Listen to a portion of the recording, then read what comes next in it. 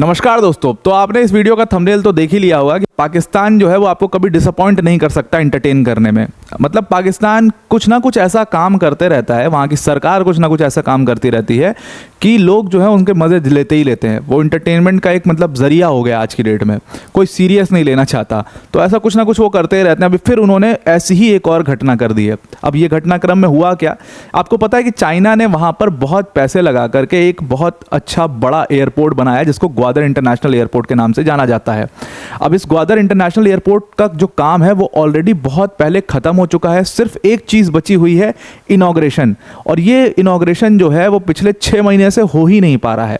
Various कारणों से आपको पता है कि बलूचिस्तान में हमेशा प्रोटेस्ट जो है वो चलते रहते हैं। पिछले 6 महीने से लगातार बलूचिस्तान में प्रोटेस्ट चल रहे हैं और इसी प्रोटेस्ट के दौरान बलूचिस्तान लिबरेशन आर्मी जो है BLA, जो कि बलूचिस्तान को आज़ाद कराने के लिए एक लड़ाई लड़ रही है, वो एक सेपरेटिस्ट ग्रुप है वहाँ का, वो अटैक करता रहता है। कभी पाकिस्तानी जो आर्मी है उनके जवानों के ऊपर अटैक करता है और कभी चाइनीज़ ऑफिशियल्स को उसमें टारगेट किया जाता है कि ये लोग आकर के यहाँ बलूचिस्तान का पैसा लेकर के अपने देश में जा रहे हैं इस तरीके से। और बलोच लोग जो हैं वो भी पाकिस्तान की सरकार के साथ, उनको बिल्कुल भी ट्रस्ट नहीं है पाकिस्तान की सरकार पर।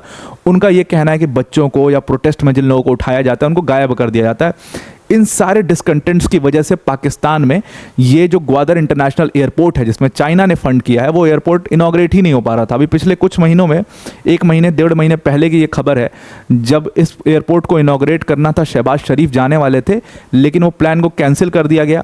और कैंसिल करने की वजह जो बोली गई वो कहा टेक्निकल रीज़न की वजह से हमने इसको कैंसिल कर दिया है। हालांकि प्रॉब्लम ये थी कि सिक्योरिटी क्लियरेंस नहीं थी वहाँ पर। कुछ ही दिन पहले एक सुसाइड बॉम्बर ने वहाँ पर एक अटैक किया था, इस वजह से सिक्योरिटी क्लियरेंस ना होने की वजह से उस प्लान को डिले कर दिया गया था। और ऐसे ही बहुत सारे डिलेज हो चुके हैं, कम से कम मतलब 20-25 बार डेट रखी गई और हर बार डेट बदल दी जाती है। ये स्थिति है पाकिस्तान की। तो इसी से रिलेटेड एक बड़ा ही फनी इंसिडेंट हुआ है। फाइनली वो जो ग्वादर इंटरनेशनल एयरपोर्ट है वो इनॉग्रेट हो चुका है, लेकिन वो इतना फनी तरीके से इनॉग्रेट हुआ है कि आपको भी सुन करके हंसी आएगी। अब वीडियो में आगे जाने से पहले एक छोटी सी अनाउंसमेंट है अनअकैडमी टीम की तरफ से। देखो ये बहुत इंपॉर्टेंट अनाउंसमेंट है। अनअकैडमी ने अपना एक चैनल, नया चैनल हमने लॉन्च किया जिसका नाम है UPSC नीव बाय अनअकैडमी। इस चैनल की लिंक आपको इसी वीडियो के डिस्क्रिप्शन में मिल जाएगी। लेकिन ये चैनल बहुत डिफरेंट होने वाला है। जैसे कि वर्ल्ड अफेयर्स पे हम आपको वर्ल्ड अफेयर्स की सारी खबरें जो हैं वो आप तक एनालिसिस के साथ पहुँचाते हैं, ठीक वैसे ही जो इंडिया के डोमेस्टिक अफेयर्स हैं, जैसे फॉर एग्जाम्पल आप समझ लो कि जैसे इंडिया में अभी इलेक्शंस हुए जम्मू एंड कश्मीर के अंदर और हरियाणा के अंदर। तो अब जैसे जम्मू कश्मीर में जो सबसे मेन मुद्दा था कि भाई जम्मू कश्मीर को एक स्टेट का दर्जा दिलाएंगे, ये प्रॉमिस किया था नेशनल कॉन्फ्रेंस ने। तो अब इससे रिलेटेड लीगल प्रोविजंस क्या है, इस न्यूज़ से रिलेटेड लीगल प्रोविजंस क्या है कि कैसे एक यूनियन टेरिटरी को स्टेट में चेंज किया जा सकता है, उसमें कौन कौन से आर्टिकल्स काम करते हैं, उसमें लेजिस्लेटिव असेंबली की अभी फ़िलहाल क्या पावर्स होंगी और वहाँ पर LG की क्या पावर है, क्या क्लैशेस हैं। अब ये सारी जो खबरें हैं, सारी जो चीज़ें हैं जो लीगली कवर की जाएंगी वहाँ पर उस चैनल के ऊपर न्यूज़ के साथ में। तो इससे आपको एक फ़ायदा तो ये होगा कि आपके न्यूज़ जो है, जो अभी डोमेस्टिकली जो चल रही है इंडिया में, वो सारी चीज़ें आपके टिप्स पर होंगी। दूसरा फ़ायदा आपको ये होगा कि वहाँ पर हम कंटेंट बेस्ड क्लासेस भी लिया करेंगे। जैसे इंडियन पॉलिटी जो है वो मेरे द्वारा लिया जाएगा वहाँ पर। इंडियन पॉलिटी की जितनी भी आपने स्टैंडर्ड किताबों का नाम सुना होगा, चाहे M लक्ष्मीकांत हो गई, DD बासु हो गई, MP जैन हो गई, ये सब किताबें सब वहाँ पर कवर कराऊंगा मैं आपको। और हर ऑल्टरनेट डेज एक पॉलिटी की क्लास होगी। तो पॉलिटी एंड गवर्नेंस मेरे द्वारा कवर किया जाएगा।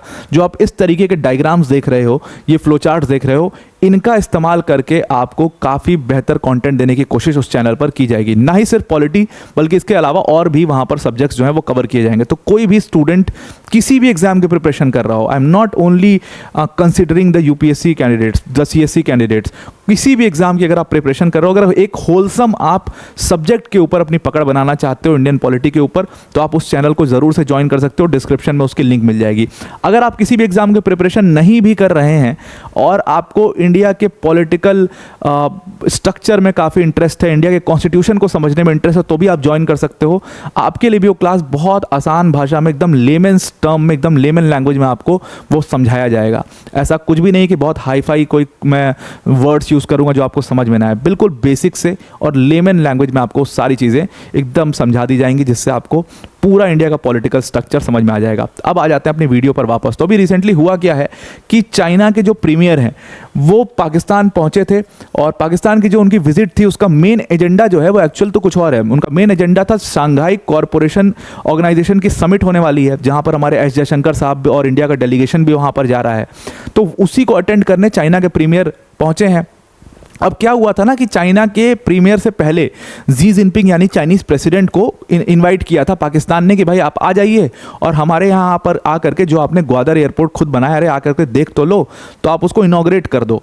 लेकिन जी जिनपिंग ने मना कर दिया। जी जिनपिंग ने उसका खैर टेक्निकल रीजंस उसका दे दिया कि अभी जो है शेड्यूल बहुत बिजी है और तमाम इन सब चीज़ों में बिजी हैं। लेकिन एक्चुअल जो कारण रिपोर्ट्स बताया गया, एक्चुअल कारण ये था क्योंकि बालूचिस्तान में इतना अनरेस्ट है, तो भाई चाइना का प्रेसिडेंट रिस्क लेगा क्या बालूचिस्तान में जाने का? क्यों रहेगा भाई रिस्क? सिंपल सी बात है। उनको क्या अपनी मतलब उनको सुकून शांति नहीं चाहिए क्या अपने जीवन में? बिल्कुल वो नहीं जाएंगे बालूचिस्तान। तो उन्होंने मना कर दिया। क्यों? क्योंकि उनको भरोसा नहीं है पाकिस्तान सिक्योरिटी क्लियरेंस के ऊपर कि पाकिस्तान में सिक्योरिटी का क्या मतलब एग्जैक्टली क्या सिचुएशन है वो बहुत अच्छे से चाइनीज़ ऑफिशियल समझते हैं। फिर चाइनीज़ प्रीमियर को बुलाया गया, इन्वाइट किया गया, इन्होंने भी मना कर दिया। इसी वजह से वो टेक्निकल रीजंस दे करके वो डेट को आगे बढ़ा दिया गया कि अभी इनॉग्रेशन नहीं होगा, इनॉग्रेशन बाद में होगा। तो फिर ये अब इस बार आए इस्लामाबाद तो इनको पकड़ लिया चाइनीज़ गवर्नमेंट ने, कहा कि अब आप आ ही गए हैं भाई, कर दो इनॉग्रेशन, बड़ी बेइज्जती हो रही है। तो चाइनीज़ प्रीमियर ने कहा भाई मेरे से इनॉग्रेशन करवा लो, लेकिन मैं इस्लामाबाद से ना एक कदम बाहर रखूंगा, ना इधर ना लेफ्ट ना राइट, कहीं नहीं जाऊंगा। मैं सिर्फ इस्लामाबाद में रहूंगा, शंघाई कॉरपोरेशन समिट की जो मीटिंग है उसको अटेंड करूंगा, बाकी तुम्हें जो करवाना करवा लो, लेकिन इस्लामाबाद में करवा लो। अब एयरपोर्ट है ग्वादर में, ये बैठे हैं इस्लामाबाद में। तो पाकिस्तान ने कहा भाई कुछ मत करो, वर्चुअली इनॉग्रेशन करा लो। तो फाइनली पाकिस्तान ने उस ग्वादर इंटरनेशनल एयरपोर्ट का वर्चुअल इनॉग्रेशन करा लिया। मतलब ये अपने आप में एक बड़ी हंसी की हास्यास्पद बात है कि आप सोचिए कि कोई एयरपोर्ट है जो कि ग्वादर में बना हुआ है और उसको ये पाकिस्तान की सरकार और चाइना के प्रीमियर बैठ करके इस्लामाबाद में इनॉग्रेट कर रहे हैं उसको। ये स्थिति पाकिस्तान की, क्योंकि भाई 4 दिन की उनकी विजिट है, तो शंघाई कॉरपोरेशन ऑर्गेनाइजेशन की समिट जब खत्म हो जाती है उसके बाद 1 दिन का विजिट बढ़ा करके फिर आप इनॉग्रेट करवा लेते, पहले से प्लान कर लेते, अपने एजेंडा में डाल देते, तो पहले से उस चीज़ के लिए प्लान करके आते। तो मतलब ऐसी क्या ज़रूरत आन पड़ी कि आपको वर्चुअली इनॉग्रेट करवाना पड़ा? तो वर्चुअली इनॉग्रेट इसलिए ही करवाना पड़ा क्योंकि वो जाने को वहाँ पर तैयार नहीं है, बिकॉज पिछले 6 महीने से बलूचिस्तान में अनरेस्ट चल रहे हैं और उससे बड़ी समस्या है और चाइना के लिए एक बहुत बड़ा चैलेंज बन चुका है। चाइना को एक्चुअल में ऐसा लगने लगा है ना कि ये सीपेक जो पूरा प्रोजेक्ट है वो पैसा डूब गया उनका, billions and billions of money उन्होंने इन्वेस्ट किया है, लेकिन वो प्रोजेक्ट मतलब कई पैचेस में रुका हुआ है। एक तो खाइबर वाले रीजन में रुका हुआ है, वहाँ पर हमेशा अटैक होते रहते हैं। बालूचिस्तान में पूरी तरीके से काम जो है वो रुका ही रहता है, कुछ ना कुछ वहाँ पर चलता ही रहता है, कभी अटैक हो गया, कभी चाइनीज़ ऑफिशियल्स को मार दिया गया, इस तरीके की चीज़ है। तो चाइना के प्रीमियर ने वहाँ पर बड़े बड़े भाषण तो दे दिए हैं, उन्होंने कह तो दिया है कि चाइना और पाकिस्तान साथ में काम करेंगे और हम एक साथ प्लान करेंगे, एक साथ बिल्ड करेंगे, बेनिफिट लेंगे एक दूसरे के रिलेशन से, सब काम करेंगे, लेकिन फ़ोन पे करेंगे, वर्चुअली करेंगे, लेकिन वहाँ पर फिजिकली बिल्कुल प्रेजेंट नहीं हो सकते। इसीलिए आपने इस वीडियो का थंबनेल देखा था जहाँ पर जी जिनपिंग कुछ कह रहे हैं, तो वो जी जिनपिंग यही कह रहे हैं कि भाई जाना, लेकिन वापस सही सलामत आ जाना। Pakistan is not a safe place.